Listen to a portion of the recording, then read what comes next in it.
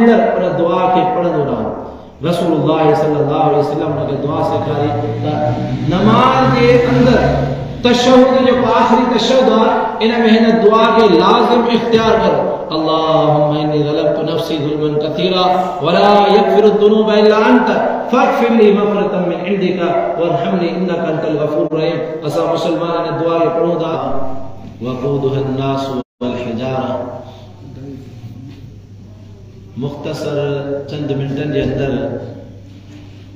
असा पंहिंजे पाण के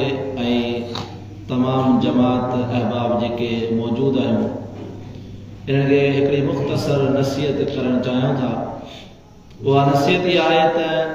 हिन दुनिया जे अंदरि असां तव्हां हीअ ज़िंदगी गुज़ारे रहिया आहियूं जेके अल्लाह जी ॾिनल हिकु अज़ीम शान नेमत आहे। अल्लाह रब्बुल आलमीन असां तव्हांखे तख़लीक़ करण खां पोइ हिन धरतीअ ते जॾहिं मोकिलियो त अल्लाह रब्बुल आलमीन छो जो असांजो ख़ालिक़ आहे अल्लाह रब्बुल आलमीन असांखे हिन धरतीअ ते रहण जा उसूल ज़ाब्ता क़ाइदा क़ानून ऐं पंहिंजा मक़ासिद सभु ॿुधाए छॾिया ऐं अल्लाह रब्बुल आलमीन उन्हनि मक़ासिदनि मां हिकिड़ो मक़सदु मूंखे तव्हांखे जेको अल्लाह रब्बुल आलमीन ॿुधायो उहो इहो आहे त हिन धरतीअ ते रही करे अल्लाह जी इबादत अल्लाह जी बंदगी अल्लाह खे राज़ी करण जी कोशिश कयूं ऐं पंहिंजे पाण खे असां तव्हां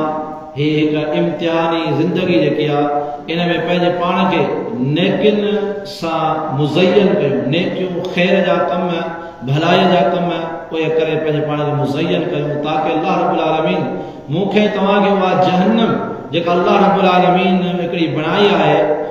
जंहिंमें अल्लाह जा नाशुक्रा बंदा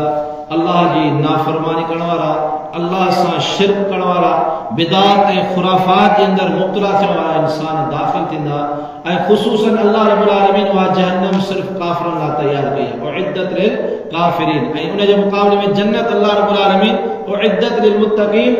मुत्तक़ी परहेज़गार अल्लाह खां डिॼण वारा नमाज रोज़ो ज़कात हज यानी इबादत करण वारनि मुसलमाननि लाइ अल्लाह रब्बुल आलमीन जन्नत तयार कई आहे ऐं हक़ीक़त में जहन्नम काफ़िरनि लाइ तयार कई आहे। लेकिन इन जहन्नम में जा उहे इंसान जेके सो ॿारनि बणजंदा अंदाज़ लॻायो दुनिया जे अंदरि हीअ जेकी मामूली बाहि असां ॿारियूं था न उन जा जेके ॿारनि जे लाइ ईंधन इस्तेमालु कयूं था उहे कॾहिं पेट्रोल कॾहिं गैस कॾहिं तेल कॾहिं काठियुनि जी सूरत में ऐं अलगर्ज़ ॿियूं मुख़्तलिफ़ सूरतूं ऐं शयूं इस्तेमालु कयूं था जंहिंजे करे हिकिड़ी बाहि तयारु थी थिए पर उन बाहि में आऊं ऐं तव्हां असां ऐं तव्हां चंद सेकंडनि जे लाइ हिकिड़े आंगन कोन रखी सघूं। छाजे लाइ जो ख़बर आहे हीअ ॿारे विझंदी हीअ साड़े विझंदी हीअ मूंखे तकलीफ़ ॾींदी नुक़सानु ॾींदी। अल्लाह रब्बुल आलमीन जेके जहन्नम तयार कई आहे इन लाइ कई अहादीस जे अंदरि वज़ाहतूं मौजूदु आहिनि। वक़्तु थोरो आहे उन वज़ाहतुनि खे छॾे करे सिर्फ़ु एतिरो बयानु कयूं त अंदाज़ो लॻायो उहा केॾी ख़तरनाक बाहि हूंदी जंहिं बाहि खे तयारु कयो वियो आहे जेको ऐं कयो वेंदो उनखे ॿारियो वेंदो उनजी शिदत खे वधायो वेंदो छा सां इंसाननि ऐं पथरनि सां इंसान ऐं पथरनि सां अंदाज़ो लॻायो उहा काठियुनि जा कान बरंदी उहा तेल गैस पेट्रोल जा कान बरंदी इंसान जा बरंदी। इन जहन्नम खां बचण जे अल्लाह रब्बुल आलमीन मूंखे तव्हांखे हिन धरतीअ ते मोकिलियो मक़सदु ॿुधायो त तव्हां नेकियुनि जा कम कयो तव्हांजे अंदरि फ़िकिर तव्हांजे अंदरि तड़प तव्हांजी सोच दुनिया जे अंदरि इहा हुजे त मूंखे अल्लाह खे राज़ी करिणो आहे यानी हर वक़्तु इहा सोच रखणी आहे मुंहिंजो कारोबार आहे त कारोबार मुंहिंजी इबादत थी गुज़रे अल्लाह जे रसूल जी सुन्नत जे मुताबिक़ हुजे। जेकॾहिं मुंहिंजो को बि दुनिया जे अंदरि का नौकिरी आहे को उहिदो आहे को बि शइ किथे वॾो आहियां त उहो वॾे जी हैसियत में मां अल्लाह जे रसूल अलैहिस्सलातु वस्सलाम जी सुन्नत खे अल्लाह जे रसूल जे तरीक़े खे अपनायां ऐं फॉलो कयां। यानी दुनिया जे अंदरि ग़मी हुजे ख़ुशी हुजे उथण हुजे वेहण हुजे बनी ॿारे ते हुजूं हर जगह ते जिते बि असां वञूं त अल्लाह जे रसूल अलैहिस्सलातु वस्सलाम जी सुन्नत तरीक़े ऐं अल्लाह रब्बुल आलमीन जे अहकामात जे मुताबिक़ ज़िंदगी बसर कयूं। इहा फ़िक्र इहा तड़प इहा सोच हुजे त जहन्नम खां बचणो आहे छो जो अल्लाह रब्बुल आलमीन क़ुरान में फरमाया फमन ज़ुहज़िया अनिन नारि व उदख़िलल जन्नत फ़क़द फ़ाज़। फरमाए दुनिया में कामयाब उहो इंसान कोन्हे जंहिं वॾा बंगला वॾियूं गाॾियूं वॾा उहिदा हासिल करे आया बल्कि अल्लाह जी नज़र में कामयाब इंसान उहो आहे जंहिं इबादत करे जंहिं नेकियुनि जा कम करे अल्लाह खे राज़ी करे जहन्नम खां बची वियो, जन्नत में दाख़िल थी वियो, अल्लाह जे नज़दीक वॾे में वॾो कामयाब आहे। त इहा फ़िक्र, इहा तड़प, इहा सोच रखणी आहे मूंखे, त मूंखे हर वक़्तु इहा, जीअं असां दुनिया जी जेको आहे सो हसरतुनि जे लाइ, दुनिया जे मामलात खे हासिल करण जे लाइ तमामु घणी अॼुकल्ह मुस्लमान फ़िक्र, सोच ऐं तड़प रखूं था, त इन खां वधीक मूंखे तड़प ऐं फ़िक्र ऐं सोच इहा रखणी आहे त पंहिंजे पाण खे जहन्नम खां आज़ादु करिणो आहे ऐं पंहिंजे अहिड़ो अयाल खे, पंहिंजे ॿारनि बच्चनि खे, पंहिंजे मिटनि माइटनि खे, पाड़े ओड़े खे, दुनिया जे मुस्लमाननि खे, दुनिया जे इंसाननि खे जहन्नम खां आज़ादु कराइणो आहे, उन्हनि खे तबलीग करणी आहे, उन्हनि ताईं अल्लाह जा अहकामात, मुहम्मद रसूलुल्लाह जा अहकामात पहुचाइण था, पोइ अमल कनि। त मुंहिंजा हदीस सां या फ़िक्र या तड़प या सोच हुजे, इन जे लाइ हिकिड़ी हदीस तव्हांजे साम्हूं पेश करे ॻाल्हि ख़तमु कयूं था। इमाम बुखारी रहमहुल्लाह पंहिंजी सही बुखारी जे अंदरि इहा रिवायत नक़ल कनि था, अंदाज़ो लॻायो सहाबा किराम रिज़वानुल्लाहि अलैहिम अजमईन जी फ़िक्र, तड़प, सोच उथण वेहण जे अंदरि इहा ई हुई त मूंखे वधि में वधि नेकियूं करणियूं आहिनि ताकी आउं जहन्नम खां बची सघां, असां जहन्नम खां बची वञूं ऐं जन्नत में दाख़िल थी वञूं, जन्नत जे रस्ते ते गामज़न थी वञूं, हलण वारा बणिजी वञूं, उन जा राही बणिजी वञूं। इहा फ़िक्र, इहा तड़प, इहा सोच हुई। इमाम बुखारी रहमहुल्लाह ने रिवायत खे किताब तौहीद में बि ज़िक्र कयो आहे, किताब दावत में बि ज़िक्र कयो आहे। फरमाइनि था त हिकिड़ी हिन उम्मत जो अफ़ज़ल तरीन इंसान अल्लाह जे रसूल अलैहिस्सलातु वस्सलाम ऐं अंबिया खां पोइ सैयदना अबू बकर सिद्दीक़ रज़ियल्लाहु तआला अल्लाह जे रसूल अलैहिस्सलातु वस्सलाम वटि तशरीफ़ में आया, अची करे सवाल कयूं, अर्ज़ कयूं, फ़िक्र ॾिसो, सोच ॾिसो, तड़प ॾिसो। सैयदना अबू बकर रज़ियल्लाहु तआला जी अची करे सवाल कनि था, या रसूलल्लाह सल्लल्लाहु अलैहि वसल्लम अल्लिमनी दुआ, मूंखे का दुआ सेखारियो, मूंखे का दुआ सेखारियो जंहिं दुआ खे आउं पढ़ां, आउं इख़्तियार कयां, आउं नमाज़ जे अंदरि उन दुआ खे पढ़ंदो रहां। रसूलुल्लाह सल्लल्लाहु अलैहि वसल्लम उनखे दुआ सेखारी त नमाज़ जे अंदरि तशहुद जो आख़िरी तशहुद आहे, इन में हिन दुआ खे लाज़िम इख़्तियार करो, अल्लाहुम्मा इन्नी ज़लमतु नफ़्सी ज़ुल्मन कसीरा वला यग़फ़िरु ज़ुनूब इल्ला अंत फ़ग़फ़िर ली मग़फ़िरतम मिन इंदिका वरहमनी इन्नका अंतल गफ़ूरुर रहीम। असां मुसलमान इन दुआ खे पढ़ूं था, लेकिन शायदि चंद मुसलमाननि खे ख़बर आहे इन दुआ जो,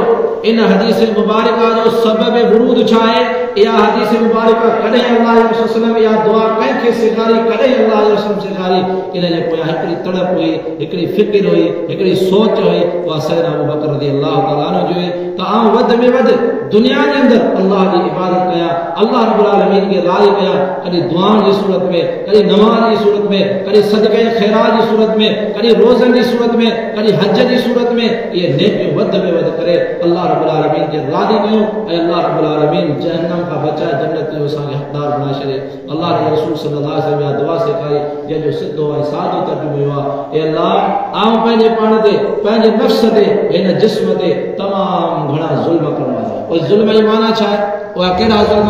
ऐं तव्हां पंहिंजे हिन नफ़्स ते कयूं था गुनाह करे, वॾे में वॾो ज़ुल्म जेको असां पंहिंजे नफ़्स सां कयूं था, पंहिंजे जान सां कयूं था, पंहिंजे रूह सां कयूं था, पंहिंजे हिन उज़वनि सां कयूं था, उहे त असां गुनाह जा कम इख़्तियार था कयूं। गुनाह जा कम करे असीं पंहिंजे जान ते, पंहिंजे नफ़्स ते ज़ुल्म कयूं था। ए अल्लाह, असां पंहिंजे जान ते, पंहिंजे नफ़्स ते आउं वॾे में वॾा ज़ुल्म करण वारो आहियां। ए अल्लाह फ़ग़फ़िर ली, ए अल्लाह तूं मूंखे माफ़ फरमा, छो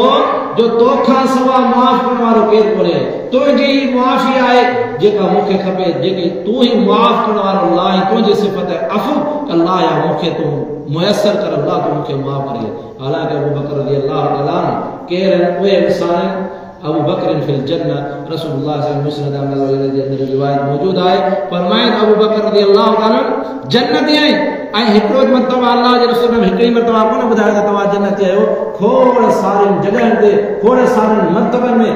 मकामनि ते अल्लाह जे रसूल अलैहिस्सलातु वस्सलाम कई मरतबा, हिक खां वधीक कई मरतबा अल्लाह जे रसूल सल्लल्लाहु अलैहि वसल्लम बिशारत ॾिनी अबू बकर रज़ियल्लाहु अन्हु जन्नत ते। पर उन जे बावजूद दुनिया में फ़िक्र आहे, तड़प आहे, सोच आहे त असीं जहन्नम खां बची वञूं, जन्नत में दाख़िल थी वञूं। सहाबा किराम रिज़वानुल्लाहि अलैहिम अजमईन असांजे तमामु वॾा इंसान हुआ, अंदाज़ो लॻायो उन्हनि खे ग़मियूं हुयूं, उन्हनि खे ख़ुशियूं हुयूं, उन्हनि जा कारोबार हुआ, उहे उथंदा वेहंदा हुआ, उन जी क़ौम हुई, रस्म ऐं रिवाज उन्हनि वटि बि हुआ, पर उन्हनि सभिनी शयुनि खे पोइते करे मुक़दम हमेशह अल्लाह जे रसूल सल्लल्लाहु अलैहि वसल्लम जी ज़ात खे कयो ऐं उन्हनि जे तरीक़े खे अपनायो, उन्हनि जी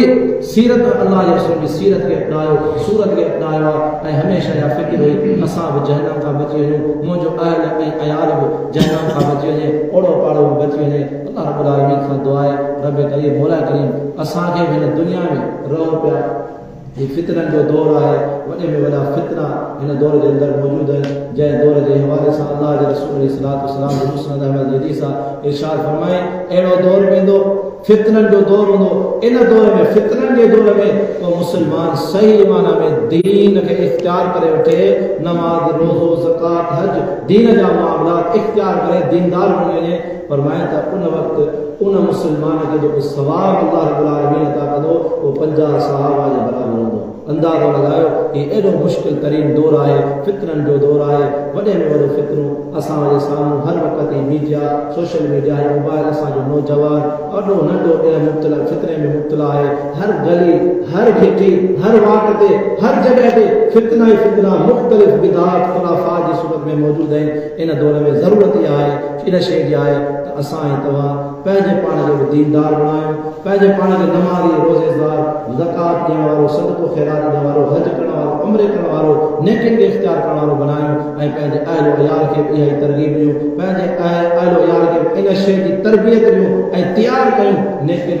जीअं दुनिया जे ॿियनि कमनि कारनि जे लाइ असीं औलाद ते सख़्ती कयूं था, स्कूल हुजे यूनिवर्सिटी हुजे या कमकार कारोबार उन्हनि लाइ सख़्तियूं कयूं था, इहे सख़्तियूं करे असीं पंहिंजे औलाद खे इन दीनदारी जी तरफ़ राग़िब कयूं ताकि उहे दीनदार बणी वञनि। तव्हांजे मुंहिंजे लाइ उहे जन्नत सुभाणे क़यामत वारे ॾींहुं मुंहिंजे तव्हांजे लाइ ज़रिया निजात बणी सघनि था। अल्लाह रब्बुल आलमीन खां दुआ आहे रब करीम मौला करे मूंखे तव्हांखे सही माना में इहा जन्नत हासिल करण जी फ़िक्र तड़प